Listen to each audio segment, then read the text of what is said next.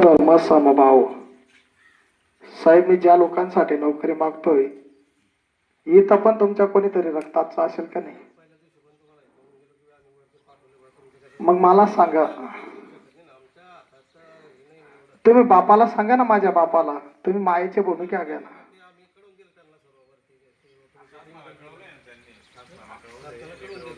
दादा, तुम्ही आमची माय आहेत ना, मग आमची माय म्हणून तुम्ही शिफारस करा ना आमची.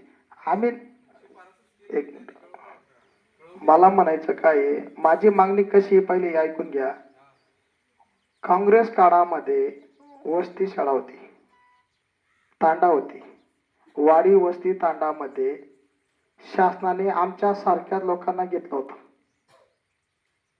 आणि त्या लोकांना त्यांनी पोस्टाद्वारे शिक्षण घेतलं आणि नोकरी दिली. शासन तरुण पिढीसाठी नोकरी उपलब्ध करून देणार. सगळ्यात पहिली गोष्ट शासनाचं कर्तव्य आहे की नाही? सांगा मला, शासनाने नोकरी उपलब्ध करून द्यायला पाहिजे का नको? हा, मग जर शासनाने नोकरी उपलब्ध करायची आहे तर मला सांगा, तर शासनाने आपल्याला शब्द दिलाय.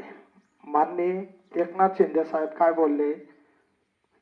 6,000, 8,000, 10,000 आम्ही काय देतोय? मानधन देतोय. दिलं का नाही? दिलं. त्यांनी सांगितलं आम्ही तुम्हाला नोकरी तिथंच परमानंट करू. देशातली पहिली योजना आहे लाडका भाऊ आणि लाडक्या बहिणी. तुम्हाला 1,500 देत आहे. आम्ही काय पाप केलं का? आम्ही काम करून माझ्या बहिणींना जानेवारी पासून काही जिल्ह्यामध्ये पगार मिळत नाही, नाही दिलाय. त्यांनी पाप केलं का? अरे, जी बहीण घरी बसली तिला 1,500 देतात तुम्ही. जी बहीण कष्ट करते, तुम्ही सांगितलं समर कॅम्प करा, केला. तुम्ही सांगितलं शाळेत शिकवा, शिकवलं. मी वर्ग शिक्षक म्हणून काम केलंय.